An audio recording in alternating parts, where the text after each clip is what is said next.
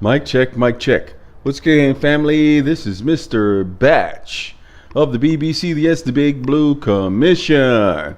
All right. Wow. We took a thumping from Peyton versus Eli. Eli threw 4 picks. Peyton had 2 touchdown tosses. Our ground game really didn't get much going. We had brought back in Jacobs. Jacobs was lobbying for the longest time to become a Giant, and I'm worried about our ground game. Eli was several yards short of throwing for 5,000 yards not too long ago in the season, and he is capable of doing that. As you can see, we had 3 receivers in the first week come up with 100 yards each, first time in team history. That didn't help us too much. I thought we were able to at least be able to get the Broncos, their defensive secondary. We were able to move the ball up and down the field a couple of times. I was exceptionally hurt when we did not come away at the end of the first half with a field goal with that pick at the into the end zone. It seems like Hakeem Nicks came back or ran the post or something along those lines, and he looks up, ball's over his head.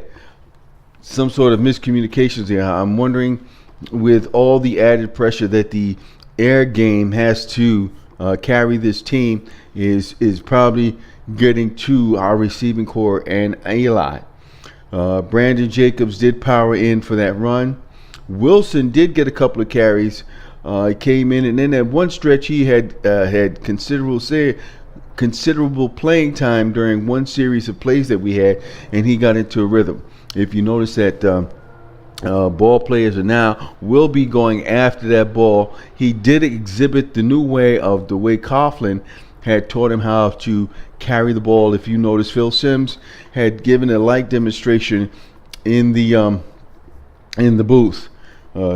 Carry it like this and then cross your arm over, and so when you're in traffic, they're not going to slam at it. I'm very optimistic. They talk about when you're 0-2, you don't make the playoffs. I'm a believer because my beloved Gmen did get into an 0-2 hole and then wound up winning that chip.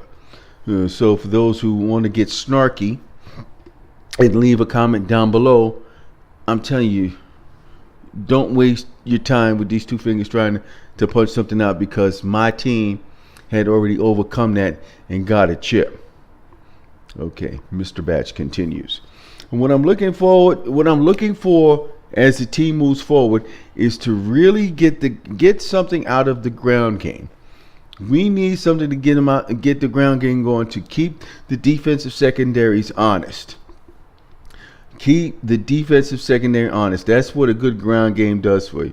And now, a lot of times, as you can see, what they had showed you, instead of a ground game, sometimes Peyton would throw that out.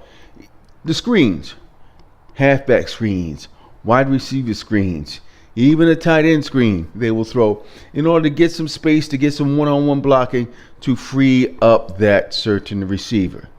I've got faith in my team. I believe that they'll be able to overcome this, and it shouldn't be a problem. And I'm looking forward to Manning Bowl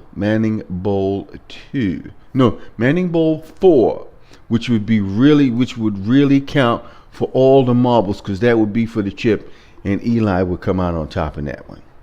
Optimistic, wishful thinking, and that's the way I like to keep it. No gloomy gusts for your boy here, Mr. Batch, and I'm out of here like I stole something. Peace.